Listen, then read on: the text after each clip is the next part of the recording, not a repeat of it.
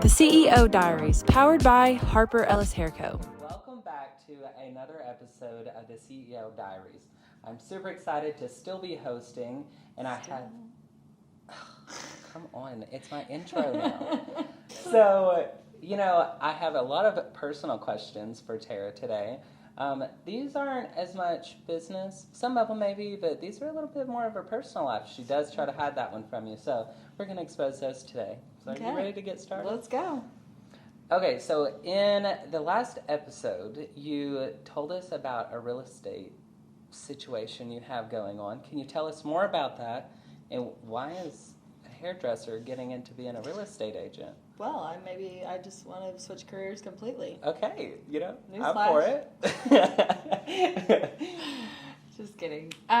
So real estate's always been something that I've wanted to get into. I feel like in this time of my life, I'm more focused than ever on like the actual wealth building of my life. And I'm like thinking about what I'm going to leave my son, and I'm thinking about when I get old, and I'm all about financial freedom.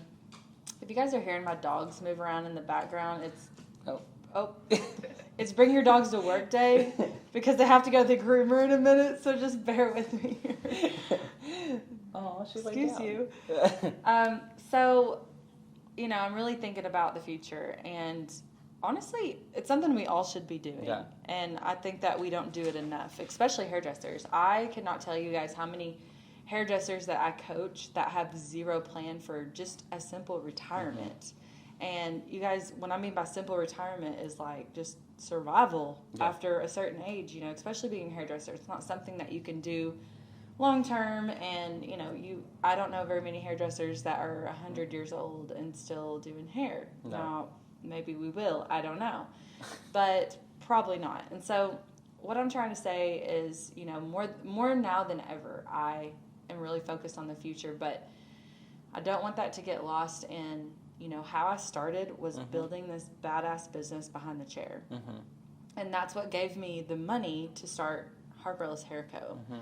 And the means to start Harper Ellis Hair Co. and the sort of the freedom to start Harper Ellis Hair Co. because I had a little bit of money in the bank because of this awesome business that I built behind the chair. Okay. And so it all started there.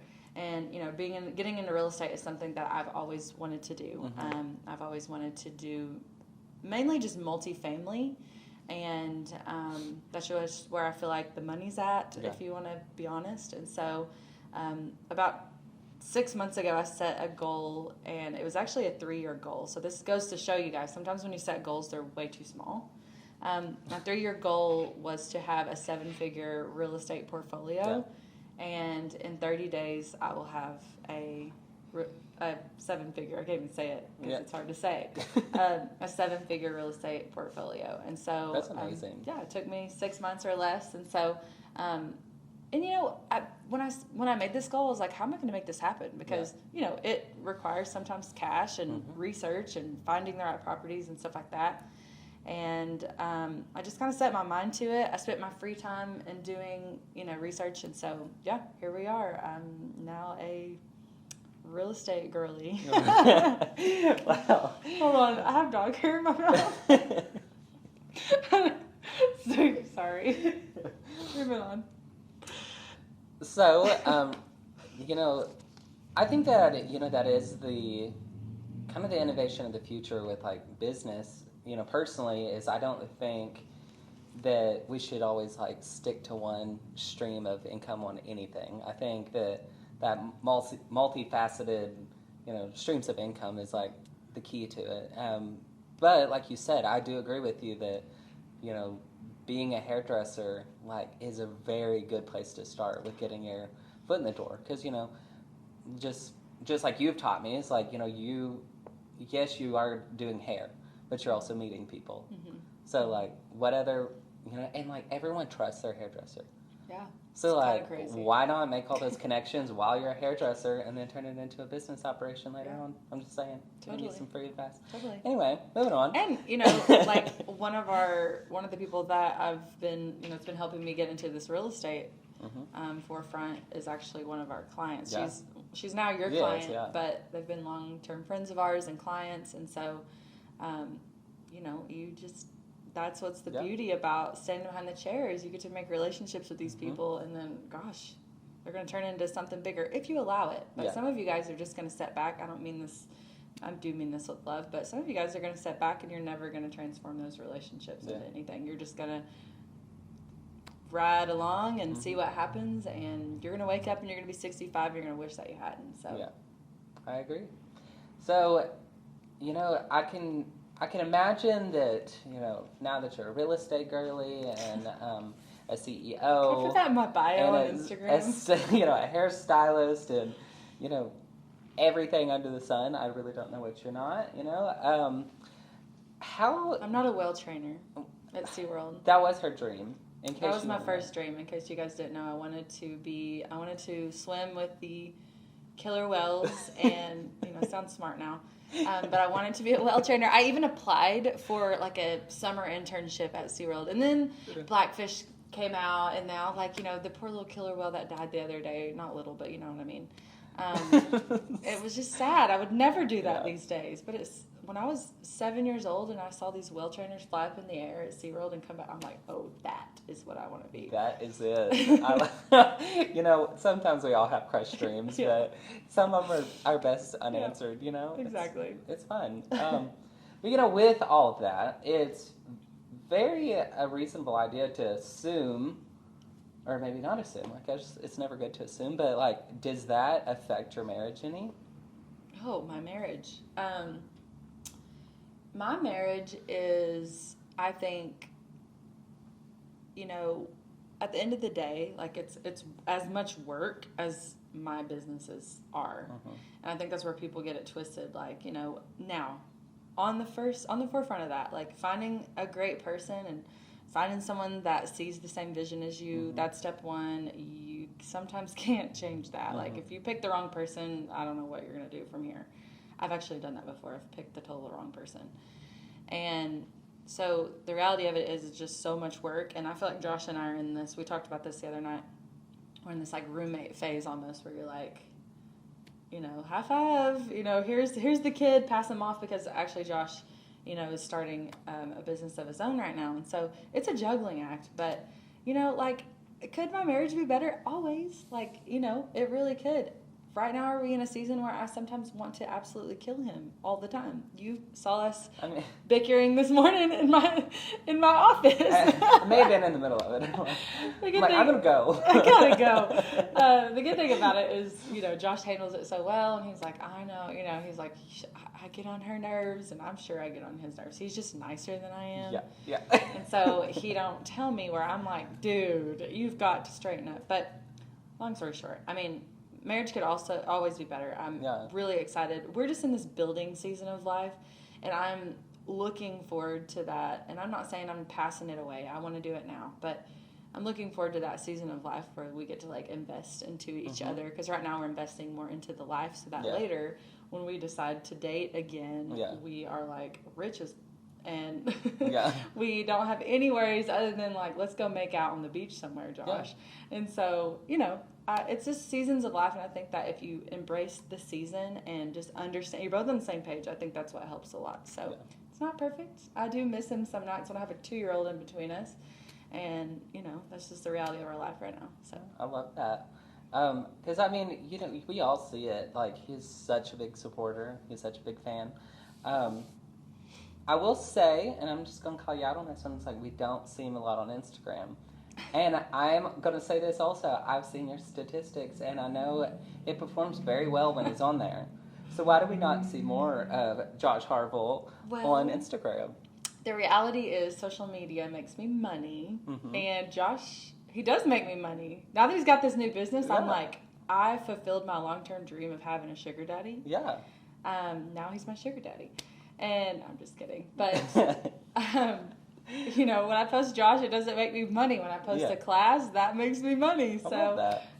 I guess that's probably why. And also, like, I don't know how much he loves being in front of the camera. Yeah, like, I can. He does. I'm sure everyone likes the attention, but then sometimes he's like, all right, we're done here. You know, so I don't know. Maybe I just have other things to talk about, and I think I just try to keep some point of my life private, and that's one of them. You know, like the relationship, I'm just like, nobody. Very commendable. I'm very guarded there, and I'm like, don't you be trying to come in? I'll just and catch you at the knees. Well, those like good old country boys, they don't really like social media very much. So, I mean, and he's working all the time, so She's like, when do y'all have time? Y'all don't see each other, no? Right? Yeah, we don't even see each other right now, so I wouldn't know when I would get him on social media. Take a picture as he goes by. Yeah, no, just kidding. Exactly. So you did mention that he's your sugar daddy. So is he the one that buys all your designer shoes? LOL, no. No. When I say sugar daddy, he is doing so well right now, and I'm just so proud of him because, I feel like we've kind of not switched roles, but I've sort of supported the dream for a little bit, and, I now I don't need support on my dream, but, he's doing well, so I'm really excited for him. But past that, no, he does not buy any of my designer stuff because I don't need him to. And it's really fun to have your own money, I feel. I really suggest that for every marriage. We share money. Yes, like, we actually, probably in the last 2 years, Josh and I share bank accounts, and that was never a thing when we first got married. I was like, oh, we're keeping this separate. This is the secret to happiness. We don't do that anymore because it's actually not. I mean, let's share and move on. But the thing about it is like when he wants to buy something, he can because he works for it and he works hard. And when I want to buy something, I can. Like we just have that mutual respect. And the main thing is we have that mutual trust. And that's what I feel like is the key to, buying designer shoes and stuff like that. He knows that he trusts me that I'm not going to go out and blow our life savings and Louis Vuitton. And so, and maybe I will. I'm just kidding. But, it's that trust of like, he knows where I know I have a limit and I know that he has a limit when it comes to buying Sika hunting gear. Some of you guys know what. Yeah, I bought some last year. Yeah, it's the same price as. Exactly. Same price so as these I'm shoes. like, we have our trade-offs. I'm like, dude, that's expensive. So I'm going to go to Louis Vuitton. Thank you. Bye. All right. I like that. So, you talk a lot about having these two different businesses and, clearly Josh has just got his up and running and that, that has to be a lot. So what are some like key points of like how y'all manage running two different big operations that y'all both have going? Yeah, I mean, it's so hard, and we have so many challenges. I mean, just last night, I'm in the bath with Fletcher. I'm like, all right, what's the plan for tomorrow? Because I knew this morning would be hectic, hence why my dogs are here, because I have to take them to the groomer after this episode. And normally that's something he would do, but he had a job that he had to be on this morning, along with we have someone new that is watching our kid in the afternoon, so we had to get her a car seat. Just the list goes on. You guys know, day-to-day life. And so I'm sitting in the bathtub, and I'm like, all right, what's the plan for tomorrow? I was like, I don't know. And I could tell, like, he was very stressed because his to-do list was long. And I'm like, hey. And you guys know I'm not sexist, but men don't communicate like women do. What? Like, no. You guys, you don't. And so it's like, I don't know. You just, like, shut down and walk out. I'm like, come back. Never done that before. Yeah, you do that all the time to me. No. I'm like, come back. Let's figure out a plan. Okay, you've got this in the morning. I've got this in the morning. Okay, I'll do XYZ. You do XYZ. And then it works amazing. So you just have to communicate because right now we are high-fiving in and out of the door. We're passing off the kid. Okay, love you, bye. We run our marriage kind of like a business. That might seem kind of crazy, but like at night when we have time together, we actually make a to-do list. We have it's on our phones. It's like T&J's to-do list. And we have like things that we both need to cross off. And it's like little things like call the bank and do this or move this money or, so we run it like a business because you have to. And then that's the only time that we're able to have time together. And normally our time together isn't until the weekends. And that's why I take my weekends so seriously. I'm like, that's my time with my family. And, so it's just hard. You just have to, like, if it's not working, just find a way to make it work. Yeah. So. Sounds like you got it going on. I mean, run it like a business. I can do that. Hey, you run a good business, so that must mean you can run a good marriage, right? Lots of love, let me tell you. Lots of love. So, just kind of moving away from marriage, let's go on to another topic of like that I'm seeing a little bit more of here and there on your social media is like your like health and wellness journey. Sir, that is the mailman. Okay, so we're going to move on a little bit away from the marriage, and we're going to go on a little different journey now, because I've seen that you've started embracing this like health and wellness journey. I see you like working out with this weird like mask thing on, and you're like cooking yourself under like the like heating lamps or whatever they may be. I used to use red lights in a goat barn, so I don't know what you're doing. So can you like give us a little bit of insight of what you're actually doing? Well, now that you put it that way. Okay, so I guess two different things. Recently, yes, I've really started to pay attention to my health and just kind of working on myself from the inside out. Mm-hmm. And so one thing that I've done is I've actually taken a genetic and a full blood panel. Highly recommend it to everyone. You really figure out like what genes you have, what mutations you have, what variants you have, and it literally will tell you like what vitamins you should be taking in order to feel your best. Mm-hmm. And so that's my main thing is I like in order for me to build, my next goal with Harper Ellis Hair Co is 100 million. And in order for me to be the person to be able to do that, Mm-hmm. obviously with my team, which is why I'm so very passionate about my team being healthy too. I have to be like so healthy. I have to feel my best. And so, I don't know. So I've taken the blood panel. I haven't got my blood panel back yet. So I'm excited to see what that will tell me. But, the genetic test, and then, you guys see me on my Instagram. You see me doing this new thing. It's called Superhuman Protocol.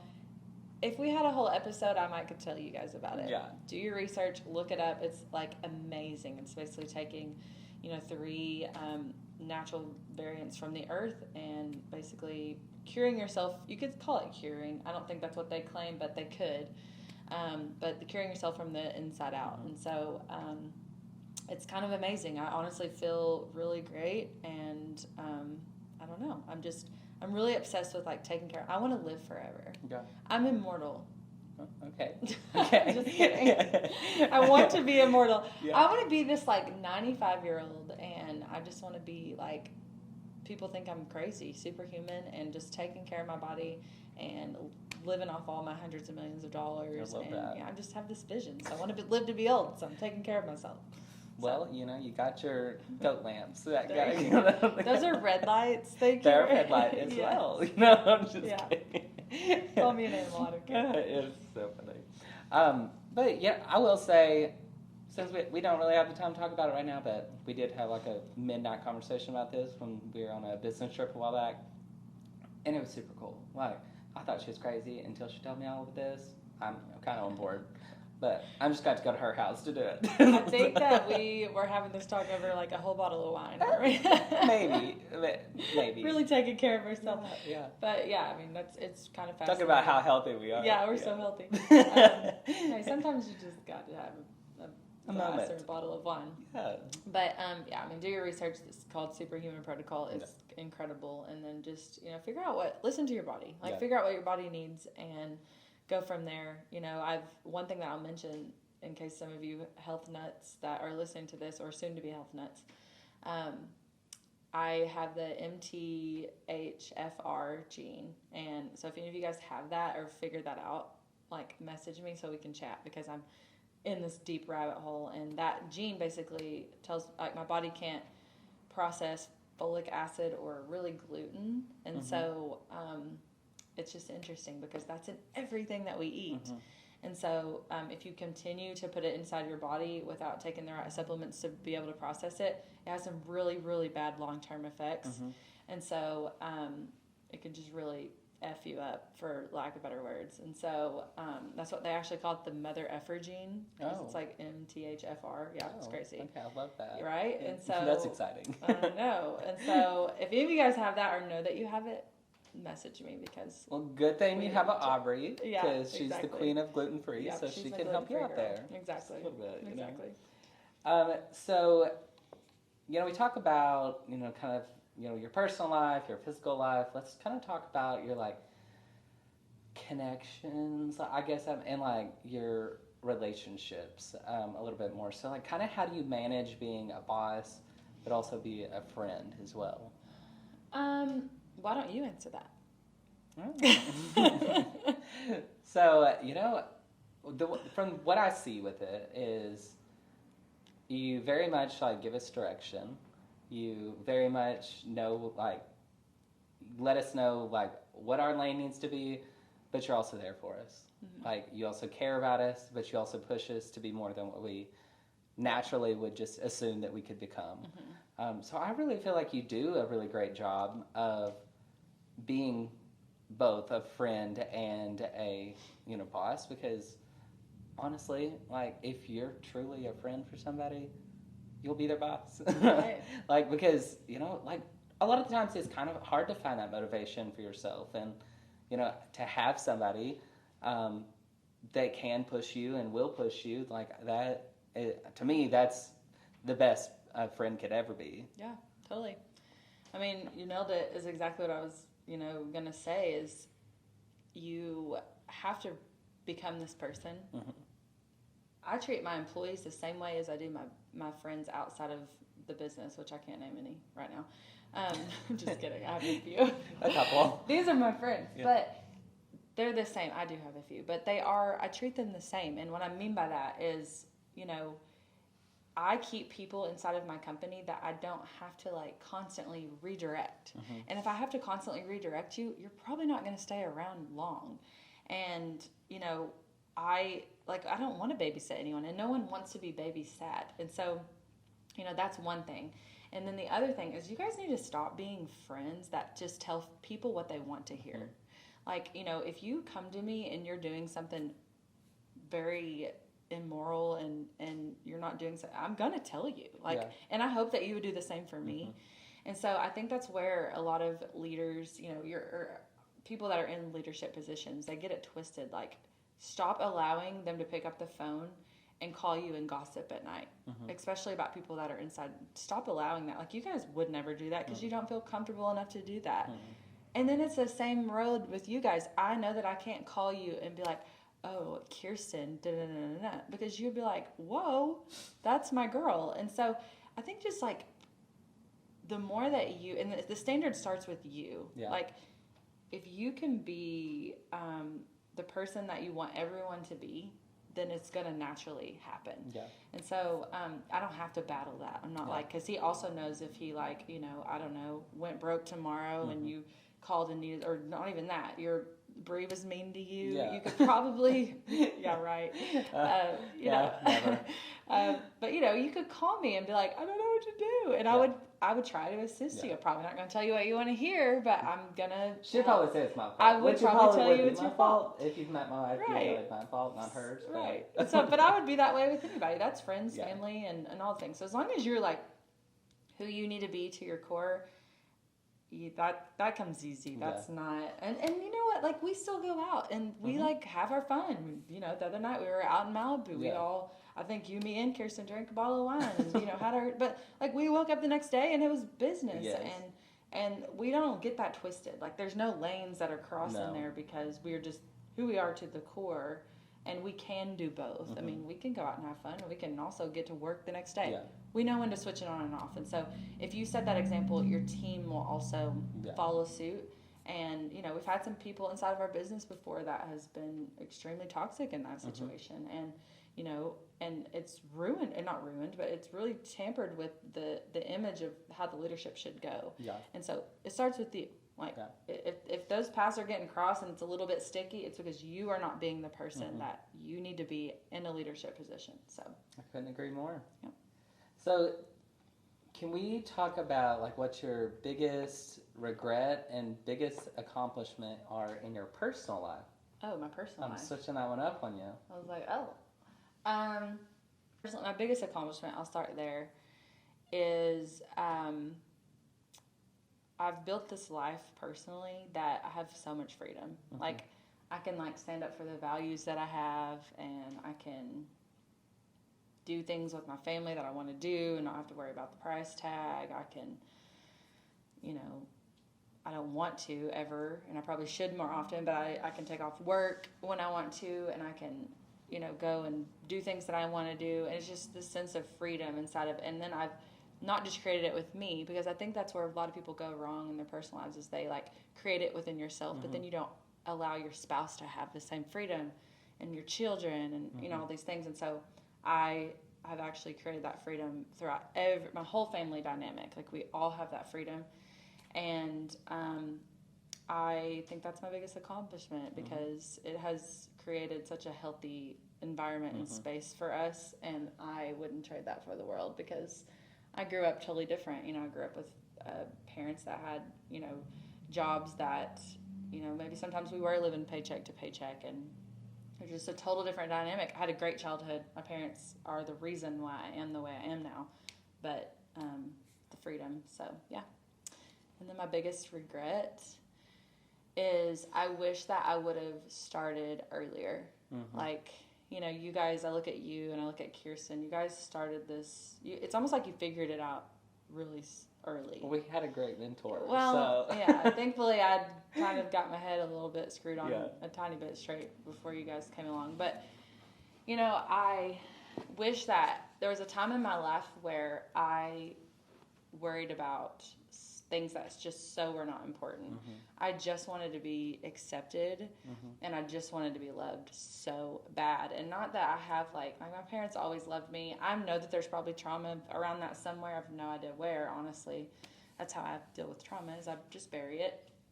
But I wanted, in my early 20s, I just wanted to be accepted and loved so bad that I would just like seek it from the wrong people, which hence is why I picked the totally wrong husband the first time around. You guys that don't know, I've said it before, but I was married for a few years before Josh, and and good riddance to him. I hope he's living a great life.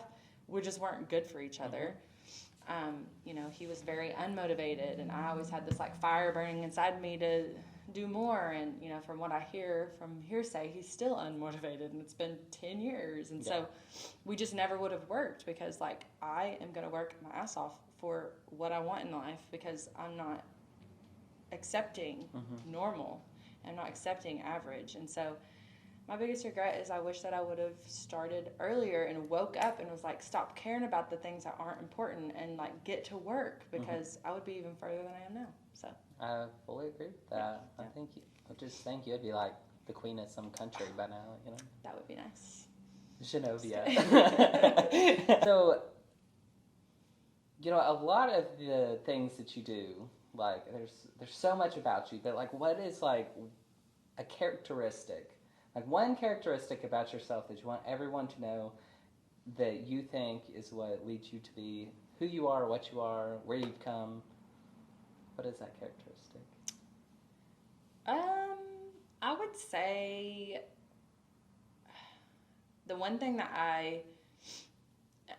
about me that I've never had to be like, okay, I want to be this way, and it just came natural for me, is that I've genuinely wanted everyone around me to be successful.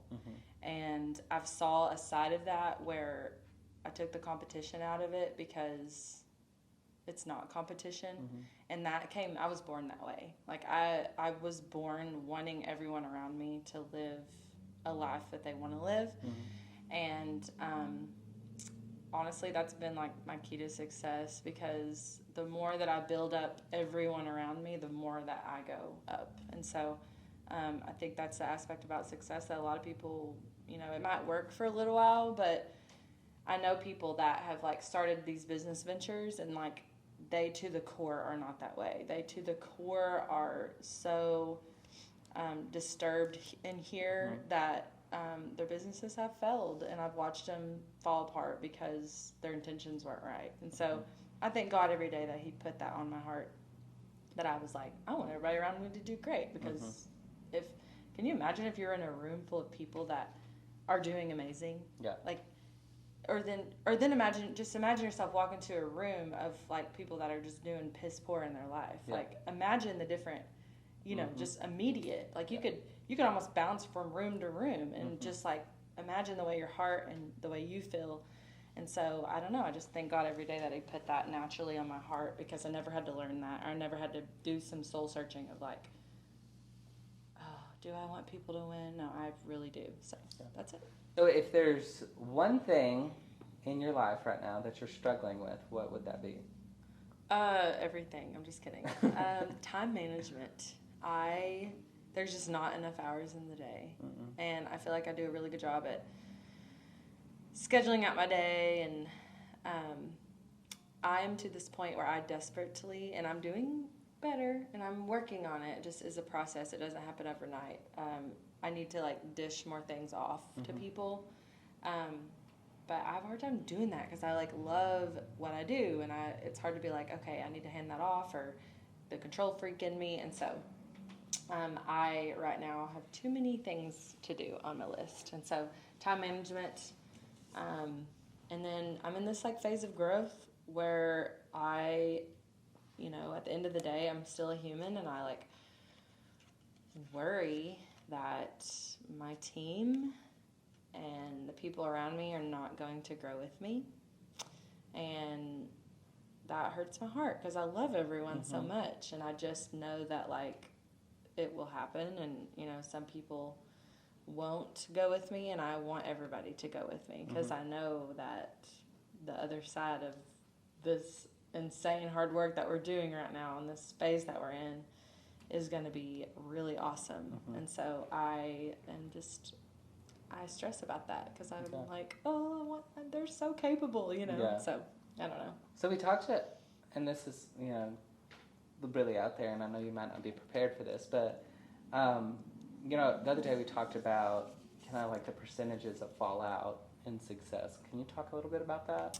Yeah, they say like, I was actually reading a book, and it was talking about, it kind of compared it to like money thresholds or like growth in business thresholds. But it's like once you get to the threshold that we are in currently, it was like, what was it, 28% I think or 32? It was 32. Yeah, 32% of people fall off. And when I read that, I was like, it was on my Kindle, and I like put the Kindle down, and I was like, it was like 2 days before I picked the book back up because I was like, oh my gosh. And I understand, but then it was funny because like after I repeated it to you, you were like, well, that's already happened. Yeah. And in my mind, I was going, no, I love everyone so much that we have right now, and I don't want to lose anybody. And so you were like, ma'am. And you I started doing the math, and once again, this was at midnight. Over a bottle of wine. So I started doing the math, and I'm like listing out the like kind of our overturn, and this went different directions, and then compared to like who has been here like during all of this transition, and it was literally 33%. Yeah, that's it was so 1% off. Like that's so that is weird. so crazy that it was. So maybe I've already lost the people, and maybe I won't lose anymore. But and I get that because like you cannot grow to the next level and phase like unless the people around you see the vision. And like here's the key to that though. Here's what people get that so twisted is it's not about your vision. Like as a business owner, it's not about mine. It's like I have these visions for the company and myself, and the Harper Ellis is going to be $100 million business. We're going to reach 500,000 hairstylists all over the world. I'm going to have a jet, and we're all going to fly in it and live this lavish lifestyle and all these things. But like you need to go back to your people and go, what is your vision for your own life? And so if you don't know, if your team doesn't know what their own vision is, like that just never will work. And so I'm really worried. So to nail that down, because I've kind of like gone through these phases of growth, and I'm like, it all comes down to like there will be some people inside of our environment that do not believe in themselves enough and are not courageous enough to figure out what their own vision is, because that is what's happens to all the world, because it is a brave thing to go. Do you know how nerve-wracking it is for me to put out on to the world, like I will have a aircraft, a very freaking large one day, because what happens if that don't happen? It will happen, but like that's the problem. People keep thinking about what happens if I fail. What happens if I fail? Like, okay, so it's like you can't let, I mean, it's such a cliche, but like you can't let that fear of failure keep you from reaching out or like accomplishing this, because like you're only limited to what you feel like you're limited to. Right. Like I mean, do you know, like, that goal in itself, I have a million of them that are huge, but like there will be a day that I will have to take 10 million of my dollars and go purchase an aircraft. Like, can you imagine the amount of work and the human that I have to morph into to be able to make that happen? Yeah. I'm already looking at it like a big monster. Like it's going to be big enough to carry all of our suitcases. I know, the suitcases is worse than you guys. Up that a little bit right. too. So, like big courageous dreams, but not everybody's brave enough to think that way. And unfortunately, if you aren't, and your dreams don't have to be like mine. Like most of you guys aren't. Like they may be bigger than mine. Yeah. But if you're not courageous enough to like set those goals and visions and then like chase after them, unfortunately, you're not going to work inside of this environment because that's where we're all headed. Yeah. So I love that. And it's actually funny, we had a little exercise where we've started writing our goals daily. Love that, by the way. But like yesterday was like probably my first day of like truly doing it, like especially with like people like knowing it.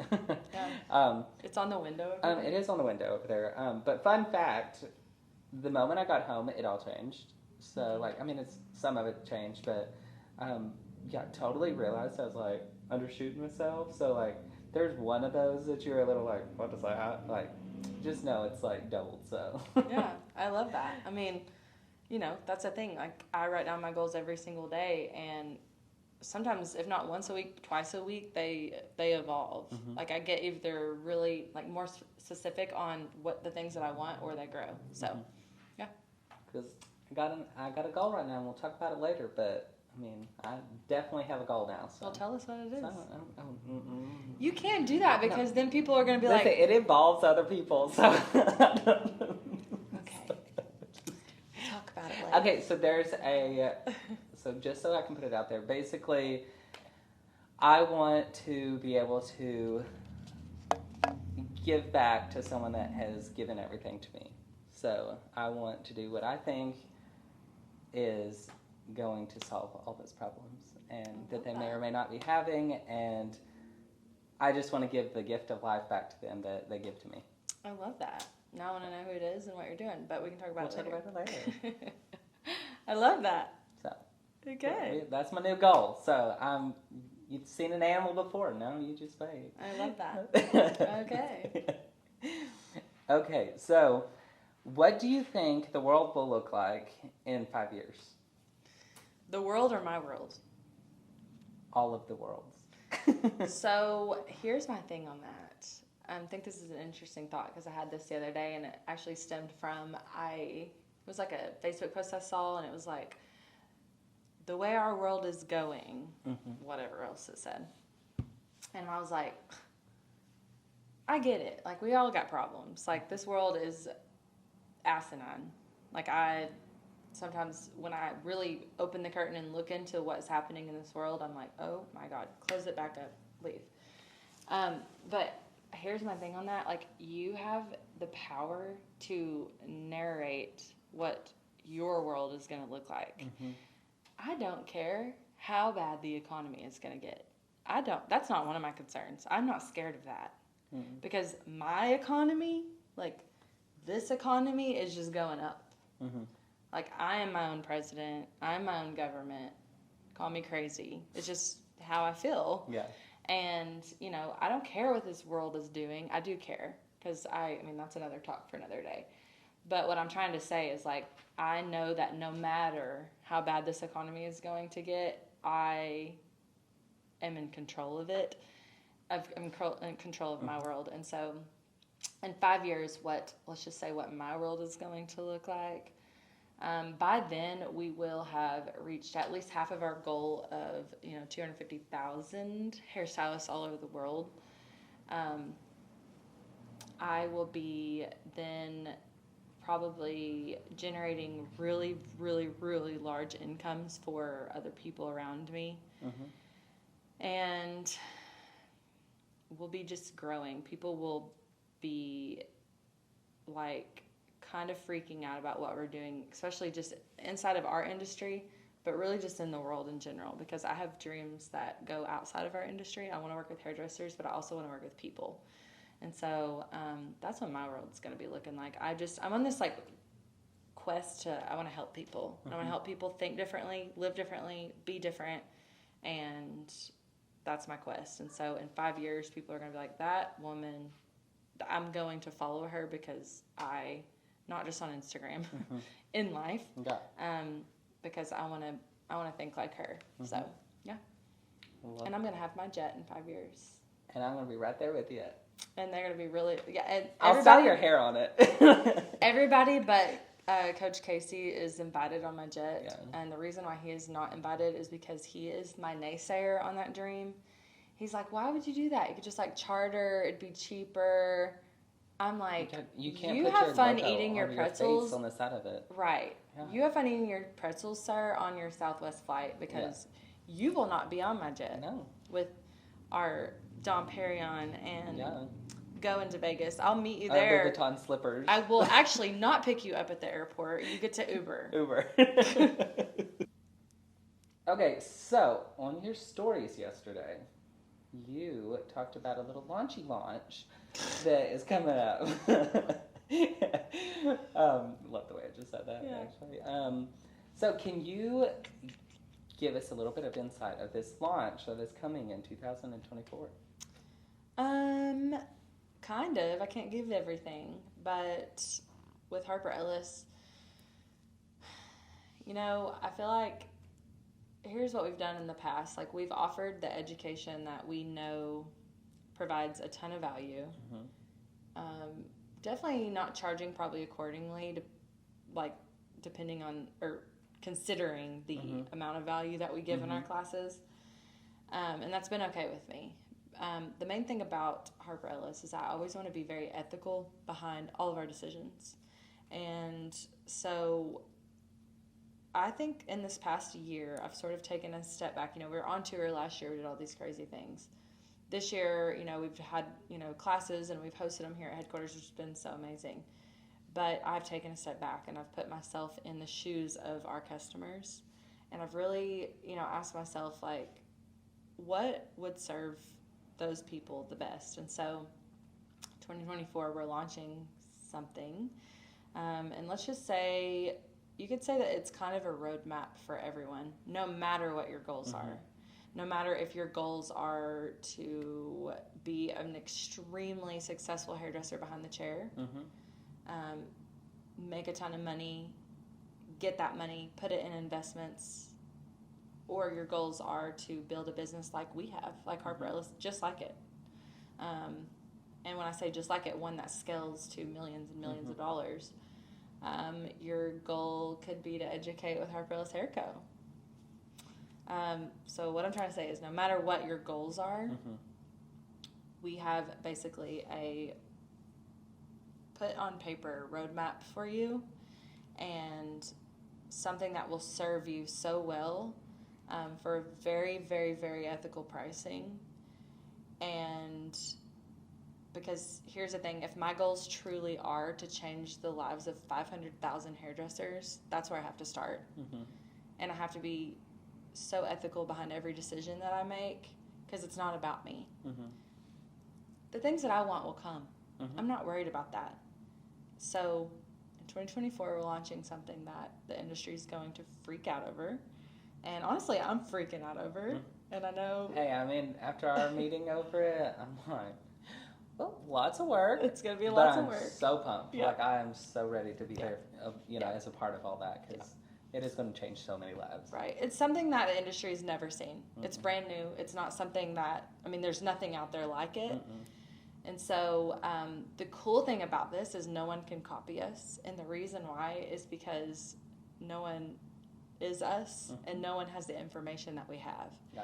And so what we're going to offer is just so true to us and so valuable for stylists all over. And honestly, I can see what we're about to offer kind of transferring over to just the general public. I know that is like, so you're like, whoa, hold on, we're working with everybody now. We might be, maybe not immediately, but I could see this being like so groundbreaking for businesses and people all over that are truly wanting to be on that path to success and growth, but don't know where to start and need that accountability and need help, because I need help. I go get it also.